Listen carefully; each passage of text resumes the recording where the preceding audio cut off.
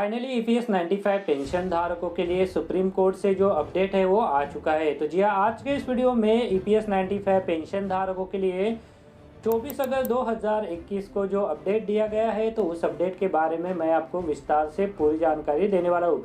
तो जी हाँ, सभी को अवगत है कि ईपीएस 95 पेंशन धारकों के उच्च पेंशन से संबंधित मामलों पर 24 अगस्त 2021 के दिन सुप्रीम कोर्ट में बड़ी सुनवाई होने वाली थी और सुप्रीम कोर्ट के जो माननीय जज है तो उनके द्वारा इन मामलों पर अपना फैसला दिया जाने वाला था। तो जी यह जो सुनवाई है वो अभी पूरी हो गई है और सभी सुनवाई को सुनने के बाद दो जजों की बेंच ने इन मामलों के ऊपर अपना फैसला जो है वो दिया है और इस फैसले में कहा है कि ये जो मामले हैं तो इनको फिर से सुनवाई के लिए 3 जजों की बेंच के पास जो है वो भेजा जाए। तो जी ईपीएस 95 पेंशन धारकों के ये जो मामले हैं जिसमें सुप्रीम कोर्ट में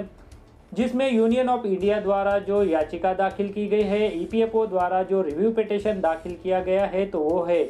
कई उच्च न्यायालय द्वारा ईपीएस 95 पेंशन धारकों के हक में फैसला दिया गया है, जिन फैसलों में कहा गया है कि ईपीएस 95 पेंशन योजना 2014 में जो संशोधन किया गया था जिसमें उच्च पेंशन के प्रावधान को खत्म कर दिया गया था, तो वह जो आदेश था ईपीएफओ का, तो उसे जो है वो अलग अलग हाई कोर्ट के आदेशों में यहाँ पर क्वैश कर दिया गया है, यानी उसे निरस्त करके ईपीएस 95 पेंशन धारकों के हक में फैसला दिया गया है और उन्हें उच्च पेंशन का भुगतान करने के लिए उन आदेशों में कहा गया है। इन्हीं आदेशों के ऊपर ईपीएफओ द्वारा रिव्यू पिटीशन दाखिल किया गया था। साथ में सुप्रीम कोर्ट द्वारा 2019 अप्रैल में जो फैसला दिया गया था, जो फैसला केरल उच्च न्यायालय के फैसले को बरकरार रखता है, तो उस फैसले के ऊपर भी यूनियन ऑफ इंडिया द्वारा एक रिव्यू पिटीशन दाखिल किया गया था। तो ये जो याचिकाएं हैं तो इन याचिकाओं के ऊपर महत्वपूर्ण सुनवाई 17 अगस्त, 18 अगस्त और 24 अगस्त को हुई और 3 जजों की बेंच के पास जो है वो इन मामलों के ऊपर सुनवाई होने के बाद माननीय जस्टिस उदय उमेश ललित और माननीय जस्टिस अजय रस्तोगी की खंडपीठ ने इन्हें 3 जजों की बेंच के पास सुनवाई के लिए भेज दिया गया है। तो जी हाँ, यहाँ पर ईपीएफओ की यह मंशा थी कि अभी के अभी इन मामलों को जो है वो सुनवाई के लिए लिया जाए और इनके ऊपर फैसला दे दिया जाए और जो अलग अलग हाई कोर्ट द्वारा ईपीएस 95 पेंशन धारकों के हक में फैसला दिया गया है तो उसे रद्द करके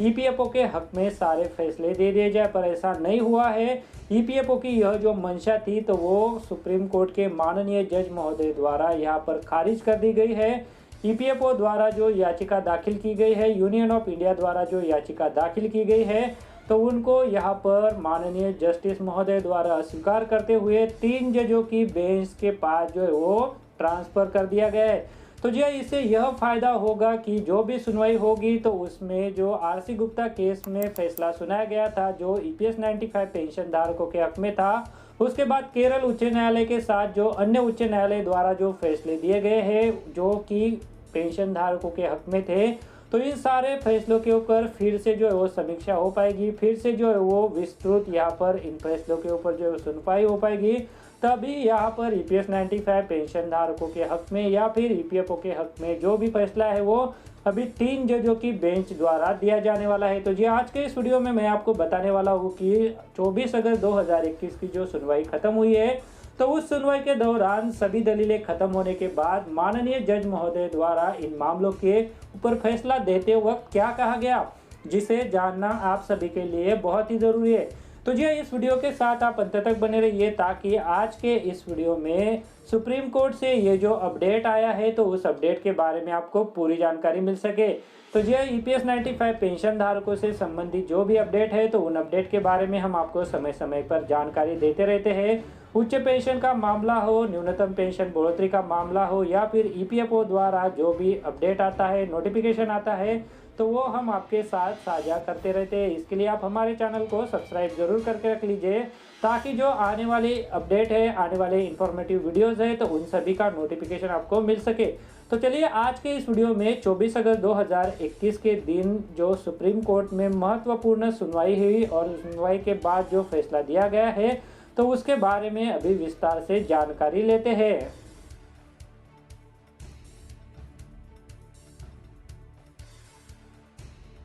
तो जी जैसा कि आप स्क्रीन पर देख पा रहे हैं कि ईपीएस 95 पेंशन धारकों से संबंधित उच्च पेंशन के जो मामले सुप्रीम कोर्ट में दाखिल थे तो उन मामलों के ऊपर अभी सुप्रीम कोर्ट से बड़ी अपडेट निकल कर आई है। तो जी 24 अगस्त 2021 के दिन ईपीएस 95 पेंशन धारकों के जो मामले थे, तो उन मामलों पर महत्वपूर्ण सुनवाई हुई और इस सुनवाई के दौरान माननीय जज महोदय द्वारा इन मामलों को 3 जजों की बेंच के पास भेजने का आदेश दे दिया है। तो जी आप देख पा रहे हैं कि सुप्रीम कोर्ट की 2 न्यायाधीशों की पीठ ने 24 अगस्त को कर्मचारी भविष्य निधि संगठन और भारत सरकार द्वारा दायर अपीलों को 3 न्यायाधीशों की पीठ को संदर्भित किया है, जिसमें विभिन्न उच्च न्यायालय के फैसले को चुनौती दी गई थी, जिन्होंने कर्मचारी पेंशन योजना 1995 के 2014 के संशोधन को रद्द कर दिया था। तो जी 24 अगस्त 2021 को माननीय सर्वोच्च न्यायालय के न्यायाधीशों द्वारा सरकार की मंशा पर पानी फेर दिया गया है और मामलों को 3 जजों की बेंच के पास भेज दिया गया है।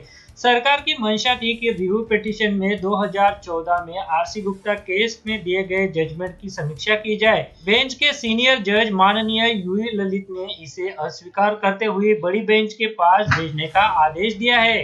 पीठ ने कहा कि ईपीएफओ और केंद्र को उच्च न्यायालय द्वारा अपने फैसले को लागू नहीं करने पर अवमानना कार्रवाई से बचाने वाली अपीलों में पारित अंतरिम आदेश जारी रहेगा। मामले में सुप्रीम कोर्ट के 2016 के फैसले की शुद्धता पर संदेह करते हुए ईपीएफओ की ओर से वरिष्ठ अधिवक्ता सी आर्यमा सुंदरम द्वारा प्रस्तुत प्रस्तावों पर विचार करते हुए 2 न्यायाधीशों की पीठ के समक्ष रेफरल का सवाल आया। पीठ ने 18 अगस्त को कहा था कि वह इस बात पर विचार करेगी कि मामले को 3 न्यायाधीशों की पीठ द्वारा सुना जाना चाहिए, क्योंकि यह आरसी गुप्ता की सत्यता में नहीं जा सकता, जिसे आरसी में 2 न्यायाधीशों की समन्वय पीठ द्वारा दिया गया था। क्षेत्रीय भविष्य निधि आयुक्त, कर्मचारी भविष्य निधि संगठन और अन्य, जिसे अक्टूबर 2016 में 2 न्यायाधीशों की पीठ द्वारा तय किया गया था। सुप्रीम कोर्ट ने कर्मचारियों के लिए जारी रखने के लिए 1 सितंबर 2014 से 6 महीने की ऑप्ट इन विंडो को रद्द कर दिया था। ईपीएफ की अपीलों पर सुनवाई कर रही मौजूदा पीठ ने सोचा था कि आरसी गुप्ता के फैसले से अलग इस मुद्दे पर विचार करना उसकी ओर से उचित होगा। यदि उक्त निर्णय के संबंध में कोई संदेह होता है तो पीठ ने कहा था कि उचित तरीका हो सकता है कि इसे एक बड़ी पीठ के पास भेजा जाए। पीठ द्वारा आज रेफरल आदेश सुनाए जाने के बाद पक्षकारों की ओर से उपस्थित कुछ वकीलों, वरिष्ठ अधिवक्ता कपिल सिब्बल, गोपाल शंकर नारायण, आर बसंत आदि ने पीठ से आरसी गुप्ता मामले के संबंध में बिना किसी टिप्पणी के संदर्भ में देने का अनुरोध किया। उन्होंने प्रस्तुत किया कि पीठ ने आरसी गुप्ता के फैसले की वैधता के बारे में प्रतिवादियों की दलीलें नहीं सुनी है और यह कि आरसी गुप्ता मामले के बारे में केवल ईपीएफओ की दलीलें ही सुनी गई है। लेकिन पीठ ने कहा कि वह एक साधारण संदर्भ नहीं दे सकती, क्योंकि ऐसा लगता था कि पीठ के मामले की सुनवाई अपनी जिम्मेदारी से बचती है। सरल संदर्भ में उचित विचार नहीं है। यह ऐसा होगा जैसे हम मामले को सुनने के लिए तैयार नहीं है और अपनी जिम्मेदारी से बच रहे हैं। हम आरसी गुप्ता फैसले के गुण या दोष का फैसला नहीं कर सकते हैं, न्यायमूर्ति ललित ने जवाब दिया। जज ने कहा कि पूरे बेंच को रेफर कर दिया गया है। तो जी आज के इस सुनवाई में यह जो महत्वपूर्ण सुनवाई हुई है, जिसमें यहाँ पर आरसी गुप्ता केस में जो फैसला दिया गया था तो उसे यहाँ पर निरस्त करने के लिए माननीय जज महोदय द्वारा अस्वीकार कर दिया गया और इन मामलों के ऊपर जो सुनवाई है तो उन्हें जो है वो 3 जजों की बेंच के पास जो है वो भेज दिया गया है। तो जी ईपीएस 95 पेंशन धारकों के ये जो उच्च पेंशन से संबंधित मामले थे तो उन मामलों के ऊपर काफी महत्वपूर्ण अपडेट सुप्रीम कोर्ट से आया है। हालांकि यहाँ पर अभी इन मामलों को 3 जजों की बेंच के पास भेजा गया है और अभी इन मामलों को सुनवाई के लिए कब लिया जाएगा इसके बारे में कोई अपडेट नहीं है। जैसा ही कोई अपडेट आएगा तो हम आपको वीडियो के माध्यम से उसकी जानकारी देते रहेंगे। इसके बाद जो सुप्रीम कोर्ट द्वारा 24 अगस्त 2021 को आदेश जारी किया गया है तो उस आदेश की जो सुप्रीम कोर्ट की कॉपी है तो वो भी हम आपके साथ वीडियो के माध्यम से साझा करने वाले हैं। उस वीडियो का इंतजार आप कीजिए, क्योंकि वह जो ऑर्डर कॉपी है वो अभी हमारे पास नहीं आई है। जैसे ही सुप्रीम कोर्ट के ऑफिशियल वेबसाइट से वो जो ऑर्डर कॉपी है वो मिल जाती है तो हम आपके साथ उसे भी साझा कर देंगे। तो ये ईपीएस 95 पेंशन धारकों के इन मामलों के ऊपर अभी सुप्रीम कोर्ट से जो अपडेट आया था तो उस अपडेट के बारे में हमने आपको इस वीडियो में पूरी जानकारी दी है। ईपीएस 95 पेंशन धारकों के ये जो मामले हैं तो वो अभी बड़ी बेंच के पास यानी 3 जजों की बेंच के पास जो है वो सुनवाई के लिए भेजे गए हैं। अब इन मामलों के ऊपर कब सुनवाई होती है, कब इन मामलों को सूचीबद्ध किया जाता है, तो इसके बारे में हम आपको जो भी अपडेट आएगा तो वीडियो के माध्यम से अवगत कराते रहेंगे। इसके लिए आप चैनल को सब्सक्राइब जरूर करके रख लीजिए। इसके बाद हम आपको आज की यह जो सुनवाई हुई है, तो इस सुनवाई के संदर्भ में सुप्रीम कोर्ट द्वारा एक डिटेल ऑर्डर दिया गया है, तो उस ऑर्डर को भी आपके साथ वीडियो के माध्यम से शेयर करेंगे, तो उस वीडियो का भी आप इंतजार कीजिए। फिलहाल आज के इस वीडियो में इसी अपडेट के बारे में मुझे आपको जानकारी देनी थी। वीडियो अच्छा लगा है तो वीडियो को लाइक ज़रूर करते चलिएगा, और आपने चैनल को अभी तक सब्सक्राइब नहीं किया है तो चैनल को सब्सक्राइब जरूर करके रख लीजिए, और उसके बाद एक बेल का बटन आएगा, उसे भी आप प्रेस कर दीजिएगा, ताकि जो आने वाले अपडेट है तो उन अपडेट का नोटिफिकेशन आपको मिल सके।